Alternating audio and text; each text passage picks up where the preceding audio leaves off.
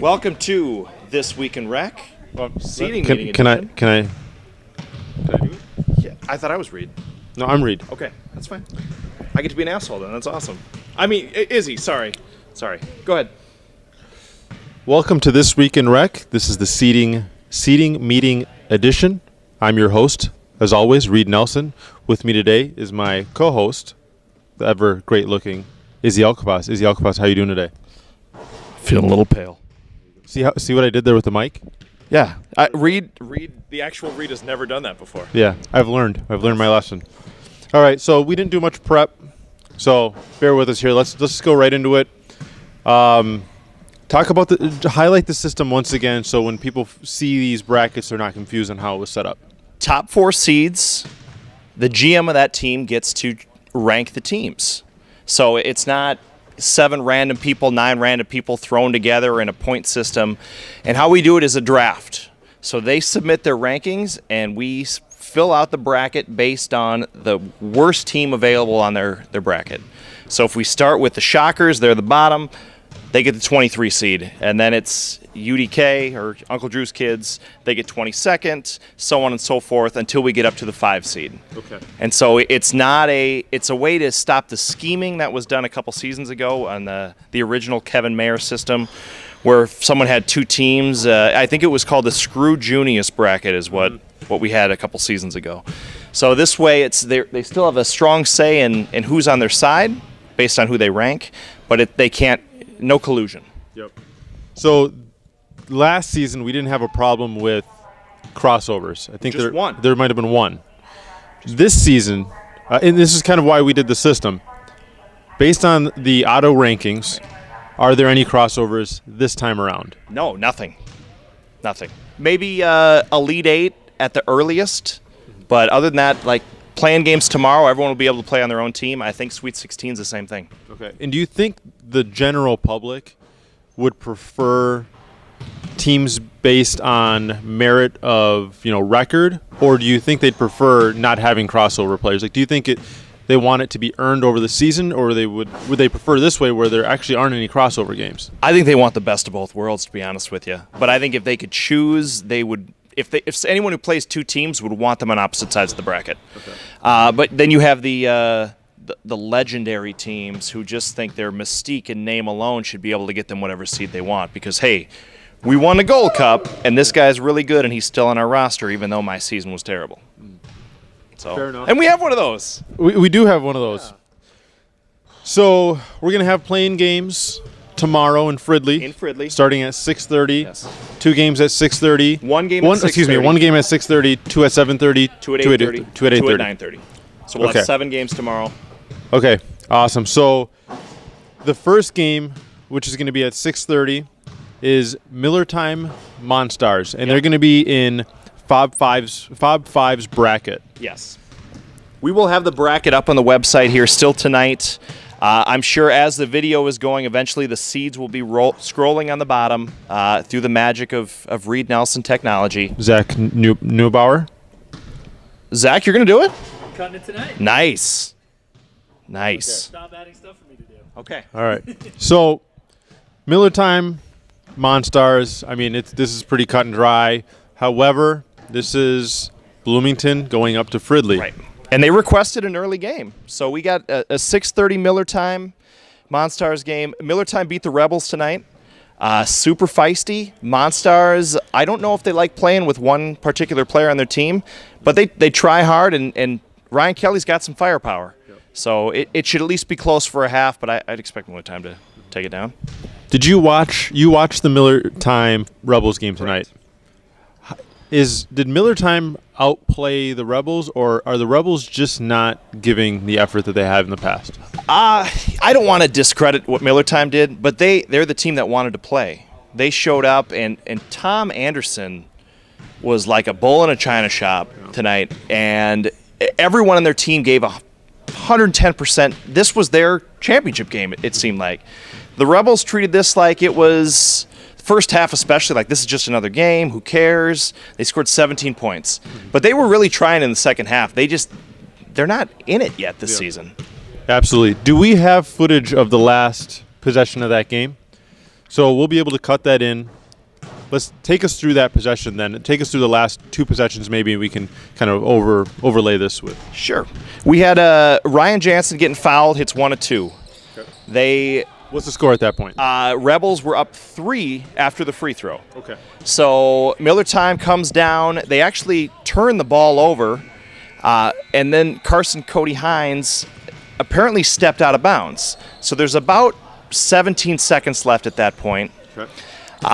Miller Time's inbounding the ball. They get it to a guy. Great drive. Frees Omer Helmy. And it's Omer, by the way. Everyone on this team calls him Omar. It's Omer. It actually is pronounced Omar, but it's spelled Omer. He allows me to call him Omer. So please, everyone, just call him Omer. Fair. Okay? It's not Omar. Omer Helmy. He's not the guy on the wire. It's not Omar. Omer Helmy. Omer. He's not Omar. Right. Yep. Another guy. But Helmy gets a nice clutch shot there to pull within 1. Inbound the ball, they foul Ryan Samuelson. So 1-1. Okay. Rebels up 1. Like probably 10 seconds left at that point. Misses the front end. Juma gets the rebound, races up the court. No one stops him on the Rebels. Hits a nice little leaner bank shot. I knew that they had bonus. So regardless of what I was going to do, I was going to attack. That was my decision. I made my decision on the half court that I'm going to attack. So as soon as I got here, I think I saw Dustin reach in. So I just took it up and I went up. Honestly, I was hoping he went in. Things worked on my end. God was with me and he went in. Okay, so that good. I mean, good for them. The Rebels 3-5 this season. Poor substitutions. Who's the best? One of the best defenders in the league. Who's the guy you don't want to drive the lane on? Paul Ferber. Joe Apple. Yeah. Okay. You and I disagree on that one. And Ferber's sitting his butt on the bench. When you're up and you're milking, you're nursing a lead, put the best defensive big man in the league on the court. Yep. They did it to themselves tonight. Yeah, but they still avoided the playing games. Ridiculous. And that's what this system. That's the negative with this system is the Rebels can go 3-5 and still avoid the playing games because the other 4 teams don't want to play them. Right. So there's pros and cons to this system. No crossover games, but then the Rebels are able to avoid the vaunted playing games. But who wants to play the Rebels in the playing games anyways? Right. So, or in general. What's that? Or in general. Or in general. Anyone who has an issue with this system, please give Kevin Mayer an email. I believe it's kevinmayer6428@gmail.com. This is his system, so any complaints, just feel free to lob them in his direction. Love that.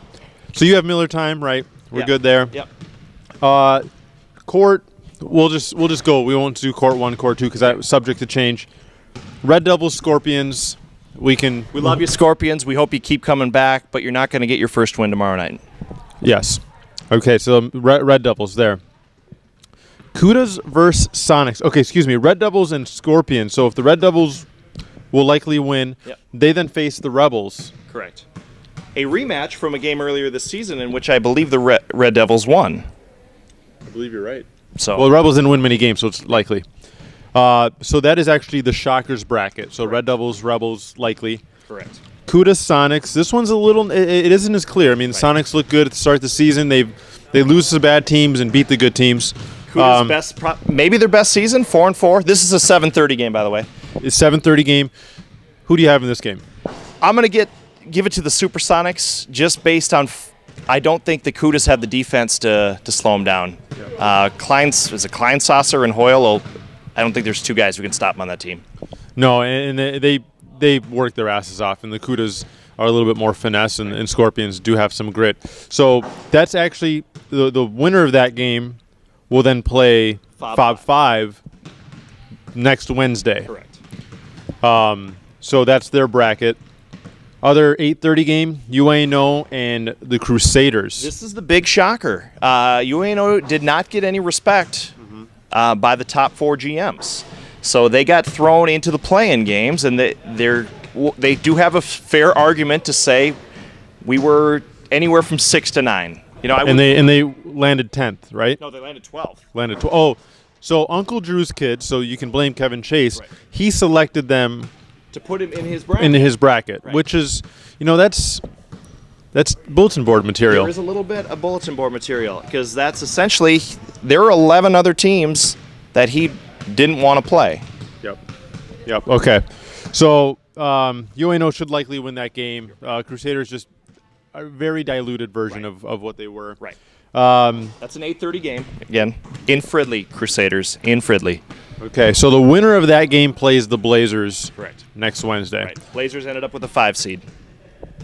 So now we get to the other 8:30 game, which is Blue Chips v Green Arrow, and this is the Shockers next round matchup. So this is the winner of this game plays the Shockers. Who do you have in this game? Well, I mean, I got to be selfish and go the Blue Chips. I don't think a lick of defense will be played in this game by any of the 15 participants, but I think the Blue Chips have just the Green Arrow has 3 weapons. Rose Bear, Herzog, and Maher. Yep. And I think the Blue Chips have more weapons, so since no one plays defense, more weapons will win.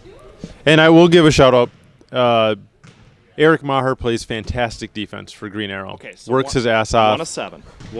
And Herzog actually plays really hard. I mean, I wouldn't say it's lockdown defense, but he gives good effort. There's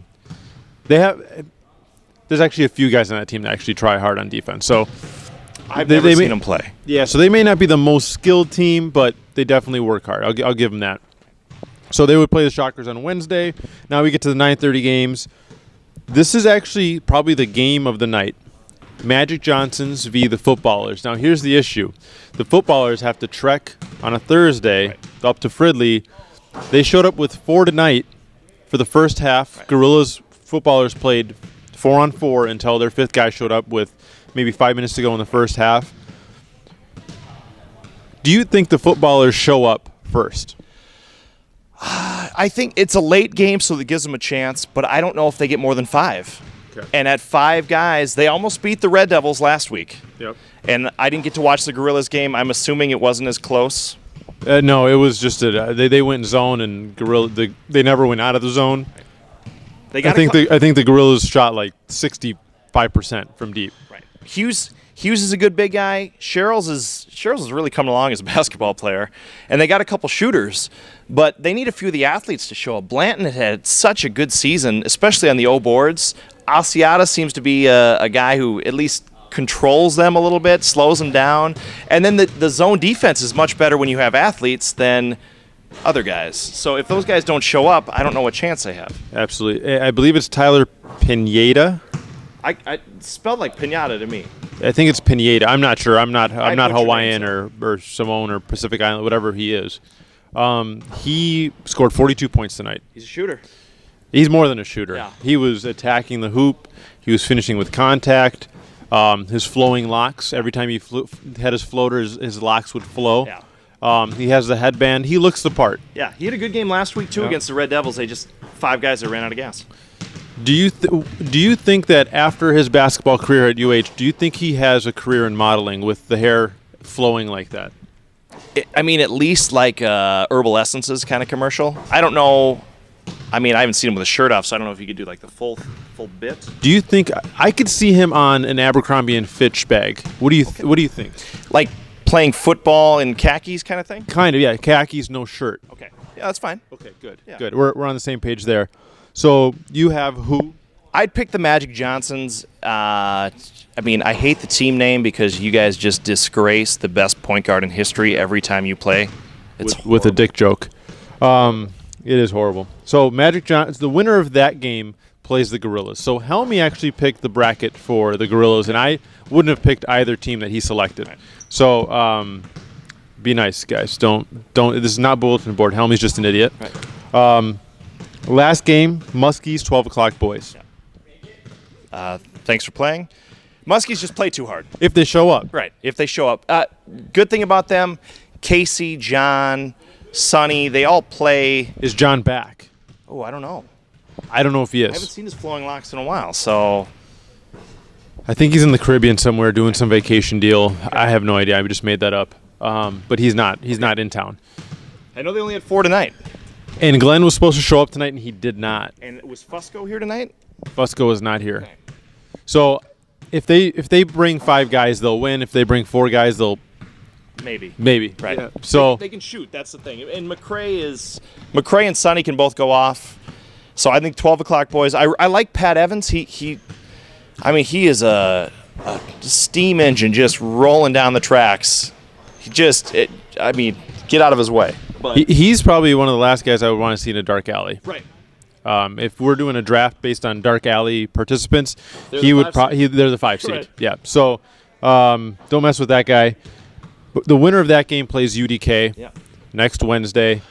UDK actually had a very interesting, some interesting selections there.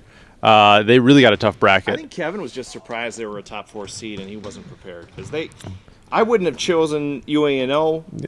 They're going to get stuck with the Blazers with how they were. Probably. Yeah. That's just what's going to happen. But Muskie's UANO, I probably would have gone another direction. Absolutely. So now that we have everything set, who are your final 4 teams? I will stick with the top 4 seeds. Really? So you're going chalk. I'm going chalk. Okay. I think